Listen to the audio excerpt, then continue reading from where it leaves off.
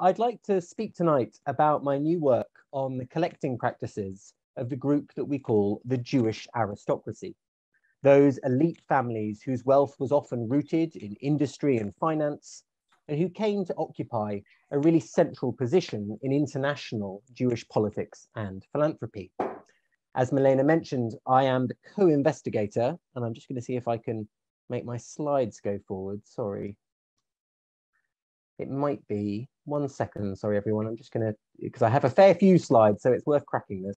I am the co-investigator on the AHRC funded project related to the Jewish country house in Europe. And you can see the full team of us here. And I in particular working on the field of collections. So in Britain, where a greater proportion of these houses survive compared to Europe, and I was very interested yesterday to hear about Schenkendorf, the Mosse house that we heard about from Micah yesterday, country houses remain a powerful symbol of aristocratic landed society. Hence, these houses tend to situate their owners within narratives of land, birth, and privilege. And some of you will spot Wadston Manor there on the top right, which Colette mentioned in her presentation. Indeed, this trend is exacerbated by the National Trust, who, in curating these houses, often cater to the public's appetite for Downton Abbey style stories and nostalgia. Houses built or renovated by new money subvert common understandings about British society. And I think this discomfort is reflected in the scholarship. Joe Mordaunt Crook recognized that in the final decades of the 19th century, we see a crucial transition in the composition of the British elite, characterized by the emergence of the nouveau riche. This condescending term, nouveau riche, was used at the time to denote all of those whose wealth was too flashy, too ostentatious, too vulgar. Crook fails to acknowledge the anti-Semitic overtones that were never far away, especially considering the close relations between the Prince of Wales and his Jewish court of friends and financiers. The nouveau riche, so the story goes, were perennially trying to muscle their way into the ranks of the titled aristocracy by buying up assets that the aristocracy could no longer afford. Crook gives the example of real estate, noting the attraction of new millionaires for buying old Georgian country seats. And you might think of Alfred Beit's purchase of Chewin Water here, or Ludwig Mond's purchase of Coombe Bank. These 18th century houses, with their rolling acres, were symbols of such new money and new men's arrival into English gentility. Yet the Monde family, who are my subject tonight, I think, are a strange example in this context. Far from a rural idyll, they transformed Coombe Bank, that you see on the bottom right there, with the addition of cutting-edge laboratories for their scientific research. Neither was this house their first country pile. That was Willington Hall in Cheshire, an atmospheric timber-framed house that Monde shared with his business partner, John Brunner. While the house contains Ludwig's amazing collections that I'll talk about shortly, it was also located next to the chemical works from where the Monds derived their fortune. And Monde at this point was the largest producer of soda in the world. And indeed, he could look out of his windows at Willington Hall and actually see the workforce. Ludwig Monde then was not a man in denial about the sources of his wealth. Although he became naturalized as a British citizen, this was an additional, not a sort of surrogate national identity. And I think it's quite telling that he refused the offer of an aristocratic title. He refused to take a peerage. Instead, he was very proud to be a self-made man, and he chose as the family motto, "Make yourself necessary." Now, I've chosen to talk about the Monds tonight because I think they complicate some familiar paradigms of British history, whether in terms of class, nationality, or religion. By tracing the Monds across 3 generations, I want to stress how collecting was a way for them to tackle fundamental questions of social identity. Thomas Adam has recently presented the family as a prime example of transnational networks. And indeed, Adam has called for a study of philanthropy that is deterritorialized, a deterritorialized approach to collecting that thinks about these bigger networks. Ludwig Monde certainly remained connected to his birthplace, Kassel, and he endowed its institutions in his will. Although it should be said that because of the impact of the First World War, his gifts to German institutions were never fully implemented. Settling in Britain in 1862, he brought with him the cultural horizons of his birthplace, encapsulated in the idea of Bildung. And in this, we might compare him to other members of the German Jewish bourgeoisie, for whom self-cultivation through the arts and the letters was a central expression of citizenship. Monde was a great patron of German literature and music in Britain. And those of you who like classical music, you should know that Max Bruch had a very productive stay at Willington Hall. And Mond's wife Frieda assembled a fine collection of books and memorabilia related to Goethe and Schiller, including memorabilia related to the sorrows of young Werther. And this memorabilia was donated to King's College London in 1923 on her death, thanks to her friendship with Israel Galantz. Beyond these Anglo-German connections, however, Italy was central to the Mond's outlook. As is well known, Ludwig Monde assembled his extraordinary collection of 15th and 16th century paintings through the services of the art historian John Paul Richter and his wife Louise. And I should say that Louise Richter translated Morelli into German. She's a very important connoisseur in her own right. Initial trips soon led Mons to purchase the Palazzo Zuccari, which became the home of the Mond's intimate friend, Henrietta Herz. And it's from her that many of you know, we now call this building the Bibliotheca Hertziana, the great art history library in Rome. The so-called Ludwig Monde collection then was the work of many hands. Ludwig and Frieda Monde, the Richters, Henrietta Herz, and even Mond's eldest son, Robert. In the preface to his own amazing collection of old master drawings, Robert recalled the scholarly atmosphere of his youth, in which he learned about art history from guests at his father's house in Rome, guests like Morelli, Behrens, Friedlander, and Wilhelm von Bode.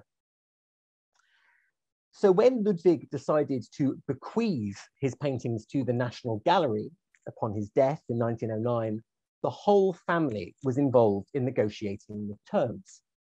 This included the creation of a specific Monde room, in which the paintings were due to be kept together forever for posterity.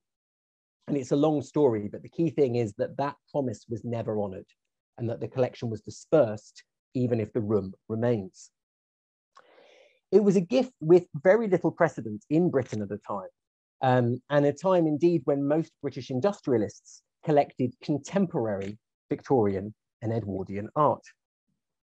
It was also the most substantial gift by a single individual to the National Gallery in the first 100 years of its existence. Roger Fry, the great critic, marveled at the high intellectual integrity, which he said had created a collection of a special kind, the like of which perhaps has never been seen before. However, I think this seemingly special or anonymous collection can be better explained if we bring in the German context, and we particularly think about the role of the German Jewish bourgeoisie in supporting civic institutions and museums. These museums, in turn, of course, have become central custodians of their memory. And since so many of you who are listening to this are in Berlin, I think it's worth thinking about parallel with the James Simon cabinet bequeathed to the Kaiser Friedrich Museum that was again meant to be kind of conserved together, however, was broken up by the Nazis and then was only recently reconstructed in Berlin in 2019. So if the cosmopolitanism of Ludwig Monde is beyond dispute, some have seen a distinct change in outlook in the next generation of the family. The Great War made the Mond's German commitments increasingly untenable. And while I think they remained internationalists, the center of gravity of the family definitely shifted. So the eldest son, Robert Monde, was a very devoted Francophile. Indeed, he eventually bought a chateau for himself outside of Dinard, and he funded the British institutions in Paris. But if you look at where his collections are, his collections actually follow the contours of the British Empire. And so some of his most important Egyptian material is now in Canada, at the museum in Ontario, and he was also a major benefactor to Mandate Palestine, something I'll be coming back to. Even more dramatic is the case of Ludwig's younger son, Alfred, who I should say is the real core of my talk. Alfred did not share his father's scientific interests, but rather wanted a parliamentary career. As a result, he was forced to confront the prevailing mood of anti-Semitism and anti-German feeling. To give one example, when he ran as an MP in Wales in 1910, he ran as a Liberal MP, the opposition candidates ran a campaign which mocked him with this slogan, Wales for the Welsh, mocking this German accent. Although he served in Lloyd George's government in the First World War, he was the Minister of Works, he was constantly accused in the press of dealing covertly with the German enemy, and indeed, even of financing the Russian Revolution, something that he had to launch a libel case to clear his name for in 1919. These political controversies spilled over into the artistic realm too. In 1919, these murals that you can see here that were executed by his brother-in-law, Sigismund Goetze, were unveiled in the Foreign Office. Now, these have become very controversial murals again in recent years to do with the decolonizing agenda, but that's a separate point. So these murals were created by Alfred Mond's brother-in-law, and much to his disbelief, these images of Britannia were attacked by members of the cabinet and the press as unforgivably German and Jewish in inspiration. In truth, none of these labels could fairly apply to Goetze, but he was left a broken man. In Thomas Adams' interpretation then, Alfred Monde appears as a tragic snob, battling to fit into an English establishment that fundamentally never trusted him. Although he ended up taking the peerage that his father had refused, so Alfred becomes Lord Melchett in 1928, he continued to hate his German accent, which he could never lose, and he rushed to throw himself into the trappings of English landed society. However, in what follows, I would like to give you a different interpretation of Alfred Monde, based on the reading of the objects in his collections. Alfred's sensitivity as an aesthete has been completely omitted from all discussions of his character, but it was definitely noted by those who knew him best. So this is a quote here from his son-in-law, referring to the fact that Alfred had a passionate love, at once critical and emotional, for beautiful things. I'm going to suggest that collecting holds the key to some of his most intimate preoccupations.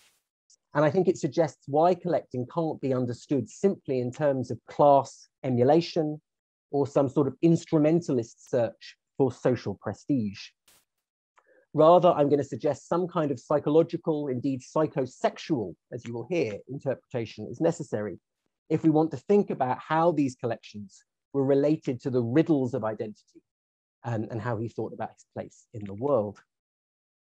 So Alfred's collections were divided between his London townhouse, which was on Lowndes Square, and a sprawling estate outside the New Forest in Hampshire called Melchett Court. About the London house, which was destroyed in the Blitz, we know very little, other than it had a dining room designed by Edwin Lutyens, very important English architect, and it also had a large quantity of 18th century French furnishings. On the walls hung some now very significant paintings, including this Mantegna, which has since gone to the National Gallery, and Rubens' Midnight Landscape. Melchett Court, by contrast, was a grand neo-Renaissance house from the 1860s, whose rooms paid homage to the Quattrocento. So as the visitor crossed the entry hall, he would have seen these monumental fireplaces which had been put in by the architect Darcy Bradle, and he'd have seen rooms lined with maiolica and cassone. Alfred's wife, Lady Violet Melchett, indeed, was responsible for choosing much of the furniture here and had taken trips to Italy with curators from the V&A in order to choose the best pieces. Violet, you can see her here, belonged to a family of artists. It's her brother who had painted the murals at the Foreign Office, Sigismund Goetze, and she threw herself into the romance of the past. You can see her here dressed up as the wife of Richard II for medieval balls that she would hold at Melchett Court and where she presided as a society hostess. Now, in his final years, Alfred started to add to the collection that he'd inherited from his father, Ludwig. And these additions were very much driven by his growing friendship with Joseph Duveen, the legendary picture dealer. And it's under Duveen's guidance that he buys what he thinks is a Titian, probably now seen as a Giorgione, and this painting attributed to Rembrandt. However, it's only when we get away from old masters altogether that I think we start to see Alfred Mond's private passions really to stand out. Alfred was a devotee of sculpture, both ancient and modern, although very few people knew it at the time. His first encounter with the medium came spent during those summers living with his parents in the Palazzo Zuccari, where the whole family had gathered round to watch the excavations, and indeed where the German colony there had socialized with other German sculptors. So at his North London home in St. John's Wood, we know that there were statues of Sappho and Sophocles at the gates, and these statues now have also been donated to King's College London. And students wander past them all the time and never know where they come from, but they were once part of the Monde home. The origins of Alfred's own sculpture collection began with pieces he inherited from his father and gifts from his confidant, Henrietta Hertz. We know in 1913 that he bought a number of Greek portrait heads from the collection of Sir Charles Robinson. Now, this was the son of John Charles Robinson, who was mentioned in Teresa's paper yesterday about Francis Cook and had been a very important curator at the V&A. Most imposing was the large statue of Hygeia that he acquired from the famous Thomas Hope collection. This is one of the great Regency collections of marbles that was sold in 1917 and that he bought for the huge sum of 4,000 guineas. The First World War has often been seen as the high point of the market for these sort of large, monumental, heavily restored classical sculptures. And when it was later sold in the 1930s at a much reduced price, it was bought by William Randolph Hearst, which is why it's now in Los Angeles. Mond's bronzes, though, were no less spectacular, including a statue of Apollo found on Thrace, and this very interesting dancing figure of Marsyas that was meant to be a treasure of the First Order. I think there are some biographical connections we might read in these objects. This kind of motif of Asclepius and Hygeia, these kind of gods of health, it's important to remember that Alfred had actually been Minister of Health, the first Minister of Health indeed, in Lloyd George's government between 1921 and 1922. And as a man who was famed as a parliamentary orator, he might have been additionally interested in this bust of Demosthenes. Now, following his father's scholarly example, Alfred ensured that his collections were catalogued and photographed by really outstanding classicists. Eugenie Sellers-Strong, another fantastic example of a female scholar, I mean, it's truly remarkable female scholar and collector, and Bernard Ashmole. The luxuriant folio publication was intended to rival the standard Michaelis account of country house collections, but was executed, as one review noted, on a scale of magnificence, which would have made Michaelis stare and gasp. So while the catalogue gave the collection a certain intellectual premium, maybe too high a premium, what I want to argue is that Mond's relationship with these sculptures was highly personal and indeed sensual. Take a look at this quote from Mond's first and only biographer, Hector Bolito. The Greek marbles would possess him. He would stroke the flanks of one of them with his hand and tell a story. Now, I should say that this biography that I'm going to cite from is a very problematic book. It has an adulation for its subject, but it also contains a lot of racialist stereotypes. That said, it was written with family support and using papers that were otherwise lost in the Second World War. And as I hope to show, it contains a set of personal vignettes which suggest some of the angst, but also some of the eroticism that was caught up in Mond's relationship to antiquity. Okay, let's look at these vignettes then. So Bolito tells us a story and a visit made by the 21-year-old Alfred to Tivoli Gardens in 1889. And he tells us that Alfred wandered amongst the toppled columns and fragments of Hadrian's palace. In this passage, Bolito describes Alfred being seized by an ecstatic vision of the Roman Empire, marveling at the power of its laws and the virility of its men, so different from the puny and prissy Englishmen that he sees all around him in the present. And that's a comment on my own puniness there, but Alfred is obsessed that the Romans are the real men and the English are degenerate. And then he continues, above all, the whole psychological and physiological mystery of sex seemed to rise about him here. Bolito continues, where the marble had been warm from bodies which were pressed against it, where love had been free and courageous, with no hypocrisy and respectability to taint it with superstitions which God had never intended.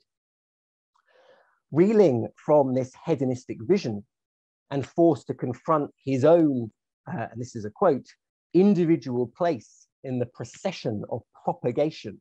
Apologies to European business, there's lots of antiquated English words here, in order as to think about himself as a man who might reproduce.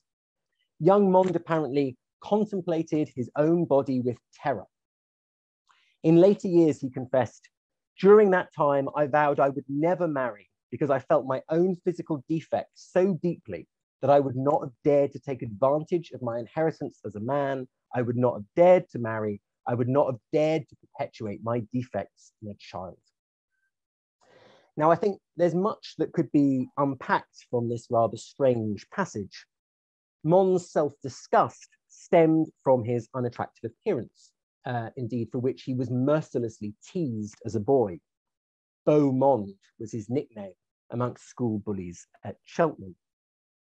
But I think this unease is also predicated on a distinction that had been popularized by the Victorian thinker Matthew Arnold in the 19th century.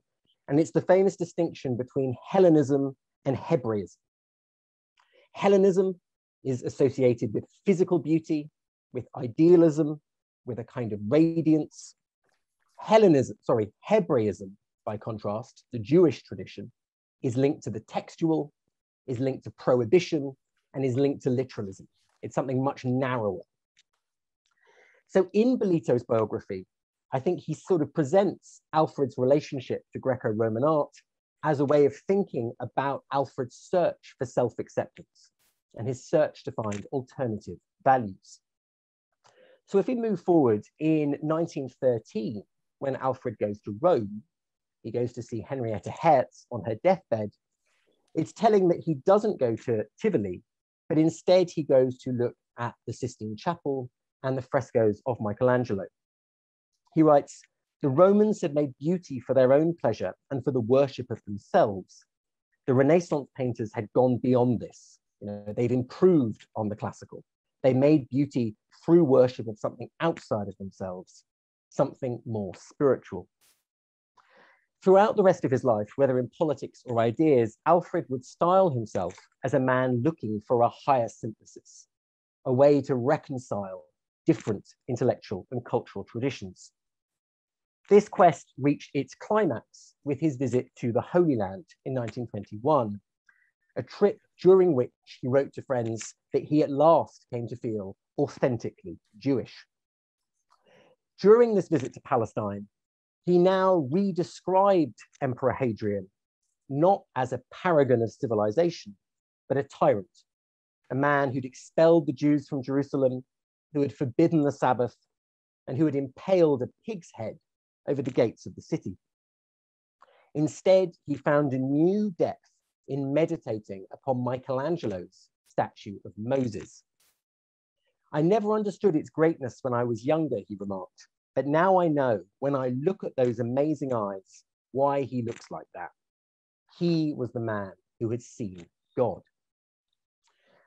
So through his engagement with the history of sculpture then, we can see Alfred Monde thinking through bigger narratives of civilization.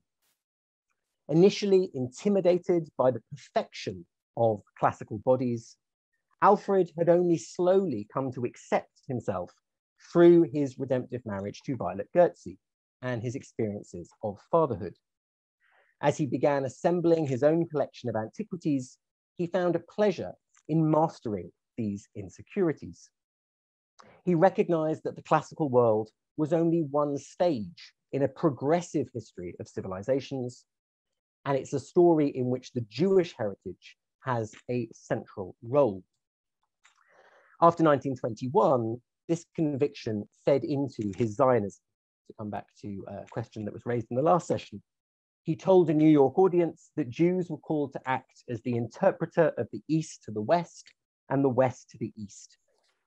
And so what I'm arguing about Michelangelo's Moses is that it distilled, in a way, Hellenism and Hebraism in a single work of art. Now, this desire to try and find works that synthesize different traditions was an interest of his brother, Robert Monde, too. Now, Robert Monde was passionate about ancient Egypt, and indeed, he provided the funds for scholars like Howard Carter of Tutankhamun fame and Oliver Myers to excavate ancient tombs at Thebes and Arnot. He was also central in establishing the British School of Archaeology in Mandate, Palestine. We know that Robert had a room in his house in London done up as a pharaoh's burial chamber in order to contain his collection of Egyptian antiquities, and that he donated many of these in 1937 to the British Museum. There was nothing exclusive, though, about this interest in Egypt. Rather, Robert Monde wanted to find the origin point for where ancient civilizations converged and met. In 1906, he paid for the retrieval and publication of a document known as the Elephantine Papyri, which, according to early observers, proved the existence of monotheism in Egypt much, much earlier than expected. And the thrill of these discoveries prompted his cousin, Constance Schweik, and Constance is the wife of Sigismund Goetze, so these people are all connected, to invest £10,000 that year to create the Schweik Lectures on Biblical Archaeology, which still exist at the British Academy. So in this highly intellectual and multi-faith family then, an interest in myth and comparative religion was infectious. In this spirit, there was no friction between Robert's interest in Egypt and Alfred's devotion to the classical world. Ludwig Monde himself had collected portraits painted in Roman Egypt. These are now in the National Gallery and are never displayed. And Alfred had bought a Greco-Alexandrian head from Cairo in 1925, a symbol of cultural fusion. So the word I really want to drive home in this talk then is syncretism, the idea of creating a dialogue between ancient civilizations. And I want to give one last example of that, which is the Mond Mausoleum. So an arch rationalist, Ludwig had abandoned Orthodox religious observance in his lifetime. Although on his death, he did ask for a rabbi and he had Jewish rites and then was buried here in the Islington and St. Pancras Cemetery. In subsequent years, the plot would become the resting place for all of the family members, both Christians like Violet and Jewish like Alfred. Alfred at least publicly Jewish after 1921, even though he never formally converts. Their bodies lie in a building designed by Darcy Bradle, who had built Melchett Court, the stately home, and indeed that is inspired by the Greek temple at Rhamnus. So in this monument, which is the largest private mausoleum in London, it's huge, Israel and Greece, once again, form a symbiosis. This complex relationship with antiquity informed his purchase of modern sculpture too. And in this final part of the talk, I just want to say a little bit about modern art, which was also displayed in the grounds of Melchett Court. So he buys the work of the fashionable Swedish sculptor, Carl Mills, and commissions from Mills these boars that you see here. Mills was an artist who was praised for his healthy paganism. Again, a kind of interesting word. Animal encounter of a different, I think, more peculiar kind was found in a pair of sculptures that was located in the pools on the terrace. And I apologize for the pictures here, but in these pools, you can see a nymph and a satyr locked in sensual embrace. These were the works of Charles Jagger, one of Alfred's closest artistic protégés. The two had met when Alfred was Minister of Works during the First World War, and some of you might know Jagger's amazing First World War sculptures that you can still find dotted around London. I should say that, and this is a forgotten history, Alfred was a key figure in the design of the cenotaph, the First World War memorial in London, and Alfred insisted that it didn't have a cross in the design. He wanted to create something more universal. And he was also one of the founders of the Imperial War Museum. You can also see Jagger's work on the sort of corporate headquarters of ICI. So Alfred, in the mid-1920s, oversees this merger that leads to the creation of the giant chemical company, ICI. The headquarters you can still see in London, an amazing building at Millbank, and the design was partly produced by sculptures like Jagger. So he does these sort of allegorical, heroic figures up on the roof. There are also portraits of Ludwig and Alfred in the facade itself. And then there are these amazing doors by William Bateman Fagan, the man who'd actually designed the Monde room in the National Gallery. So all of this is to say that Jagger is very close to Monde at the time that he produces these sculptures, which are now in Melchett Court.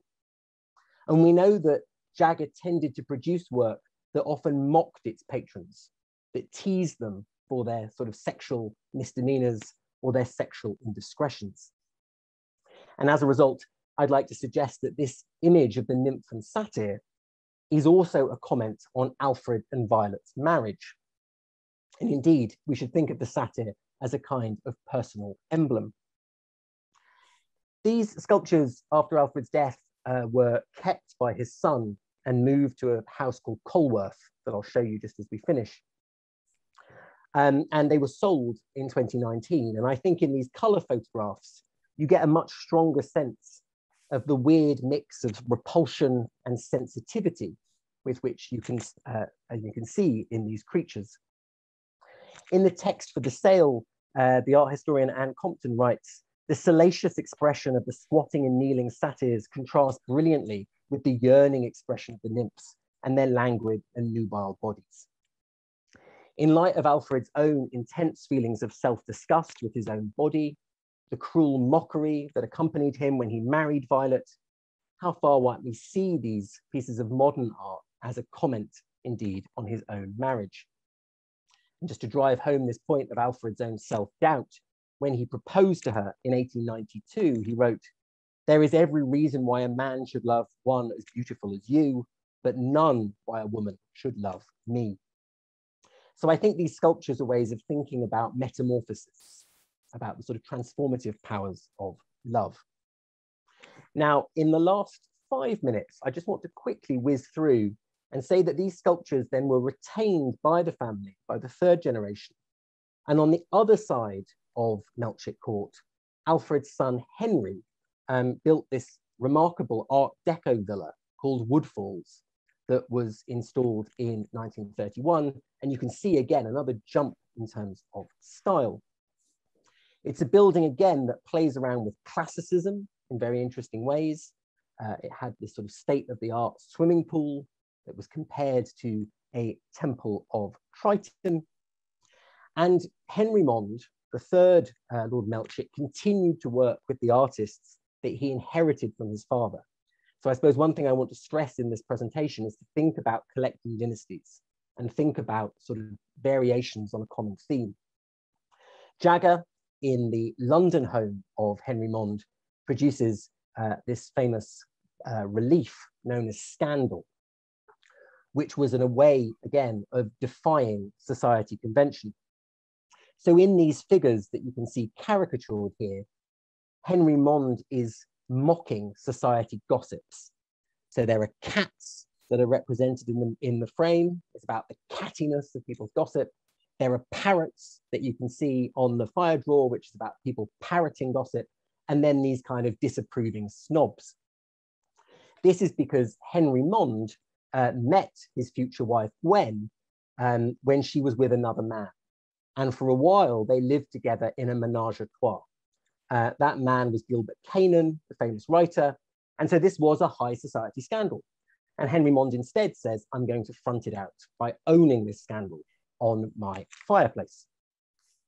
This fireplace was the centerpiece of an extraordinary room that Henry Monde had executed in Mulberry House, where again, he plays around with motifs from antiquity.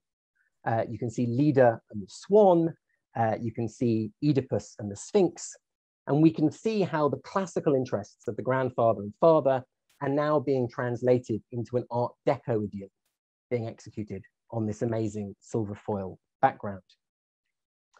So what I want to say in sort of wrapping up is that the bravery of Henry Monde, this sort of bohemianism, evolved from the family's long-standing interest in the patronage of modern art. Philpott, who produced this decorative scheme, had indeed been painting members of the Monde family for years, going all the way back to 1910. And indeed, Alfred had commissioned Philpott to paint Henry's new wife, Gwen, against this Japanese screen here. So this is an artist who's worked with the family for a very long time. Philpott was flamboyantly homosexual and a Catholic convert, but was very loyal to the family through their shared interest in music, particularly the music of the Ballet Russe. Philpott also produced a set of incredibly modern portraits of Henry Monde and his new wife Gwen that were exhibited at the Royal Academy. So this portrait of Henry Monde from 1933, you can see him. Here he is, a peer of the realm, head of ICI, wearing simply a t-shirt and sort of lounging informally on the balcony, and his wife here looking like a movie star with the Acropolis in the background. The Daily Telegraph raved at the time, it is about the best example of modern portraiture we've yet produced, the only example of modern portraiture. And indeed, I think what makes it extra modern and interesting is that the year that this was exhibited in 1933, Henry Monde decided to convert to Judaism as a gesture of solidarity with the Jews of Europe. So just after hearing the news of Hitler's seizure of power, Henry Monde decides to become publicly Jewish again. So what does this web of connections add up to? I think the varied forms of collecting within the Monde family suggest that they are not simply trying to assimilate into the English elite. Ludwig's love of the Renaissance, Alfred's antiquities and contemporary sculptures, Henry's willful informality, and modern chic each represent a different strategy for differentiation and self-display. All three generations were avowedly international in outlook, and indeed they were interested in how classicism and modernity intersected. Even when they want to buy highly prestigious aristocratic objects, like the Lansdowne House marbles, which Alfred tries to buy in 1929, they are viewing these marbles through a highly idiosyncratic and very personal lens. So to call such men nouveau riche or arrivistes, I think tells us very little about how they used their new assets and acquisitions. When Henry Monde buys Colworth, another country house, you could see it as him again becoming a gentleman. And certainly he becomes a kind of pillar of the local hunt. But it's also at Colworth that he invites important Jewish leaders like Chaim Weizmann, and that he lobbies to try and rescue Jews from Nazi-occupied Europe. So even though he's buying these traditional landed houses, what he's doing with these houses is far more radical. And so I would say that even when they're buying into the trappings of Englishness, an estate, the National Gallery, they're also continuing to dream of another kind of life, emblematized in 1929 by the fact that Alfred has a house built on the Lake Galilee. So in the Migdal in Israel, this is the Villa Melchett, which the good news is just about to be restored. So what we're getting here is a very interesting mix between sort of public and private affiliations. And it's a mix that I think did baffle people at the time. There's a quote here from a Zionist visitor to Henry Monde in 1933. Tea and sandwiches served in the Greek room, filled with Greek sculptures and paintings, so Englishness and Greekness. His study is full of icons of Jesus, and I would not bring a rabbi into these rooms. Those Jesus icons are the Ludwig Monde paintings that the family still possessed. So there's this blurring again of traditions.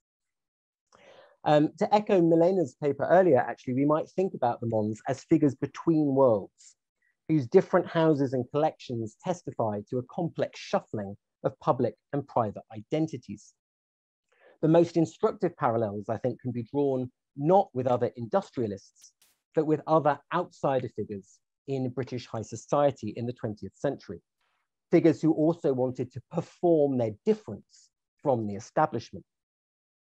So Glyn Philpott, the artist who worked for the Monds, also produced an Egyptian frieze at Port Lynn, the riotous Kent county house of Sir Philip Sassoon.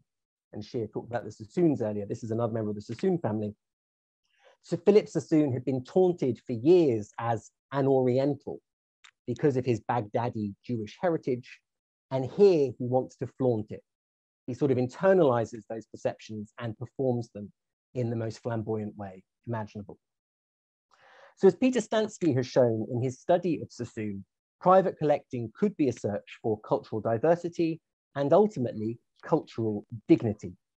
And I think dignity was a really key part of Alfred Mond's ideals.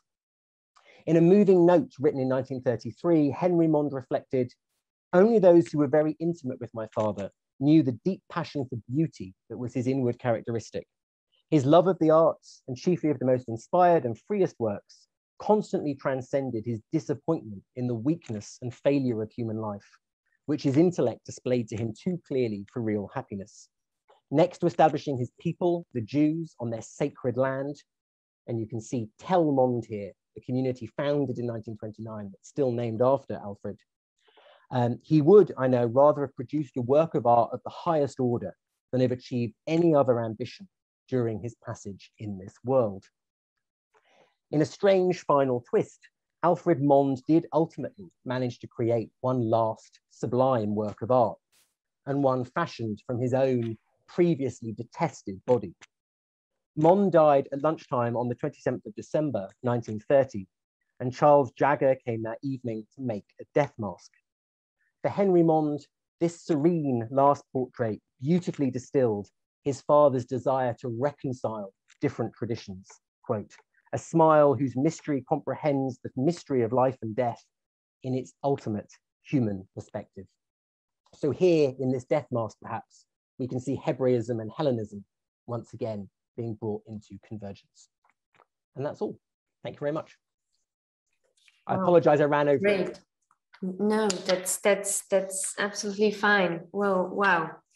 Well, thank you very much. This was an extraordinary, I think, paper. So many interesting aspects of collecting you were approaching, and so what came to my mind, I don't know if there's, for the moment, is there any question from the audience? Please do so. If anybody has a question, we have still some minutes. So I invite you. Oh, there is one. A big one, by the look of it. Okay, so I'm going to read it. Thomas, thank you for a wonderful lecture. I agree. Thank you, Camilla. And an interesting interpretation of the Monds collection. One of the things that came up in your talk was the connection with Germany. I thought of the phenomenon sometimes called Kaiser Juden in Wilhelmine Germany, a rich Jewish bourgeoisie, very supportive of the cultural economic policy of the young empire under Wilhelm II. There were also collectors among them, for example, the James Simon you mentioned, very supportive of Germany's imperial policy, for example, education reform, cultural policy. Did the English collectors you mentioned have links with the royal family in London? Did they engage with the activities undertaken by the English king and his entourage, or the government more broadly? Can we read their involvement in the War Museum in these terms? That's a fantastic question, Camilla, thank you.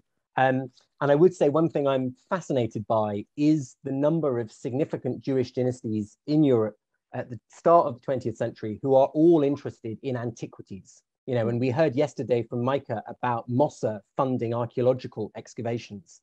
I mean, I think in a way, you've got the different powers of Europe. Edmund de Rothschild is doing something quite similar with some of the digs from the 1870s, that these digs are taking place and they're then giving the sort of fruit of those excavations to national museums.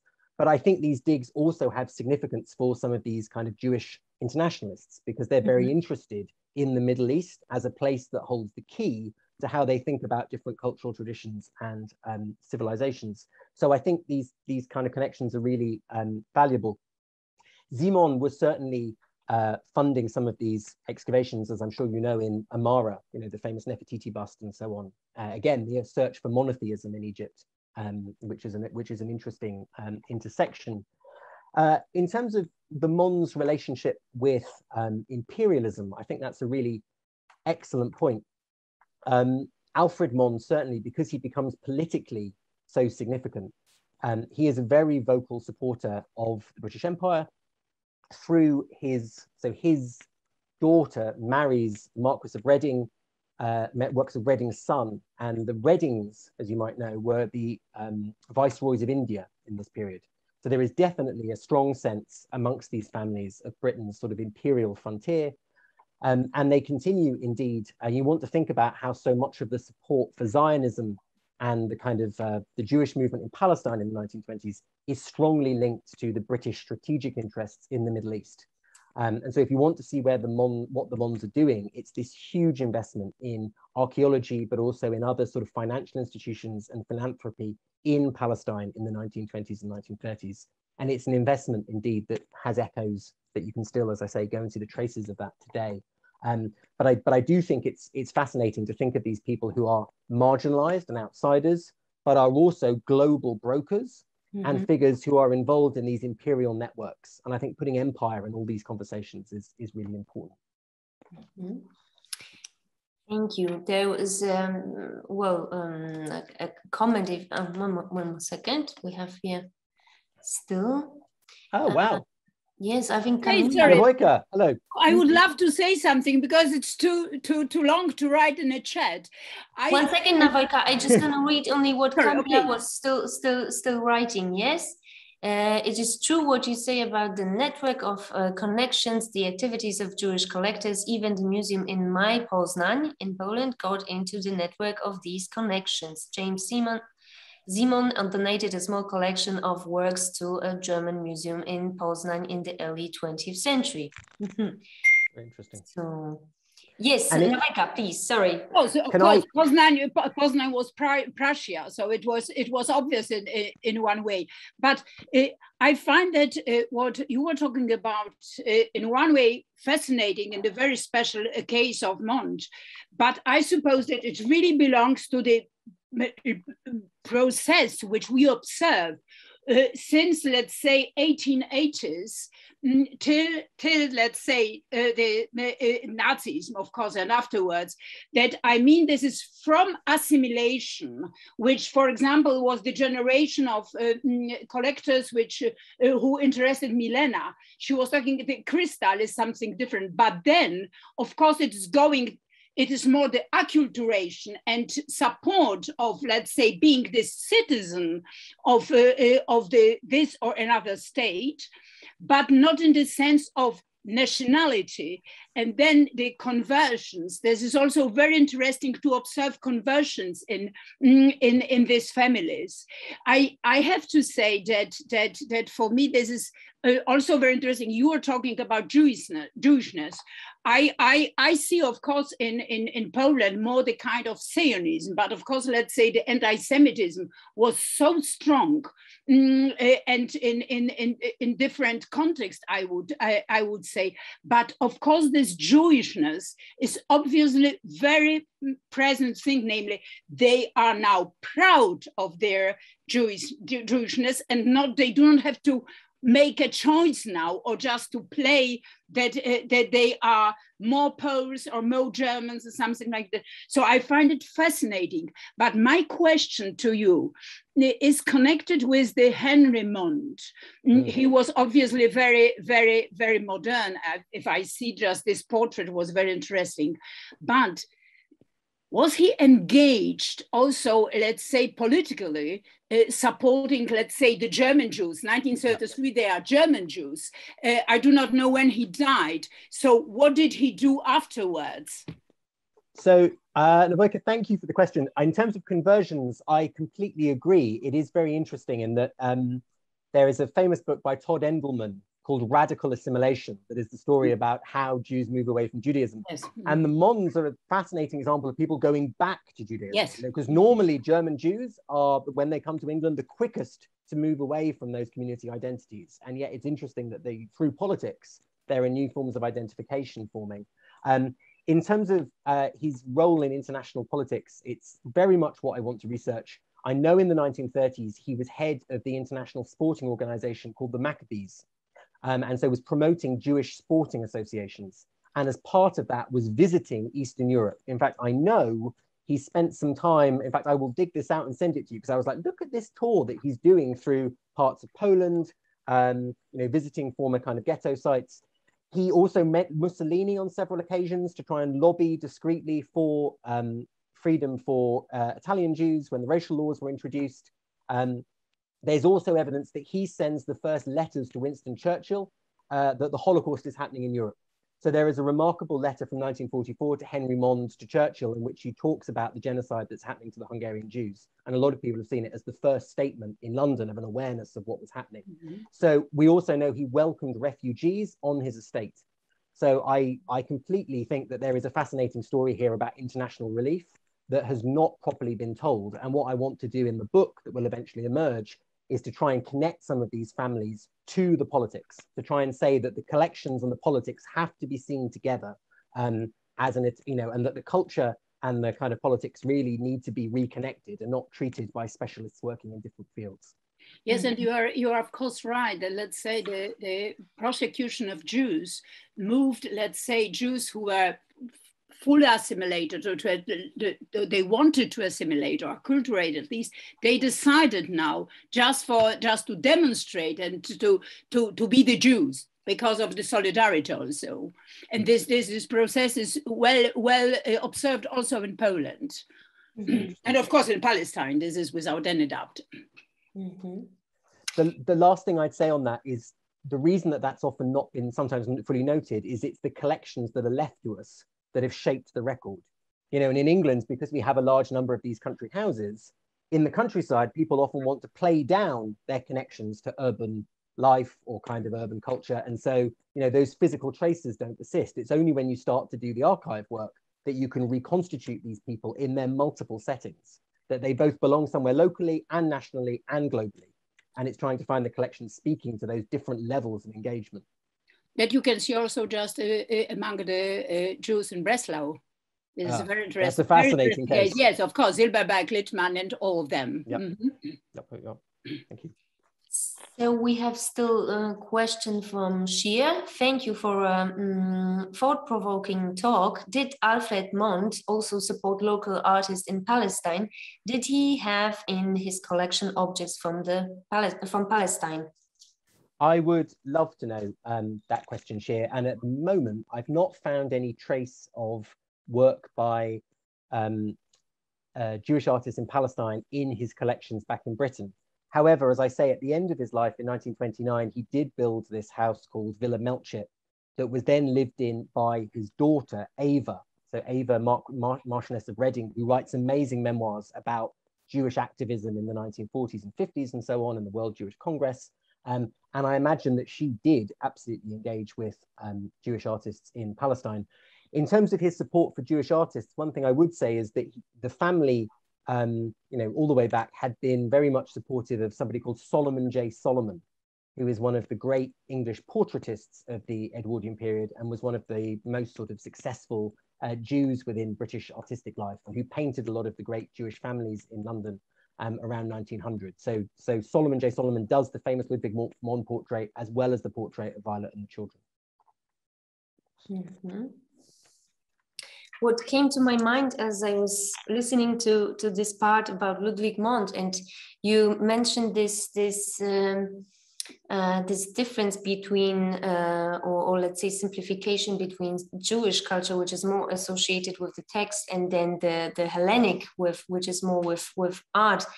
Then came to my mind Bernard Berenson, the famous also art critic from America, from Boston, who specialized in Italian art, if I remember well, and I remember reading about him this very striking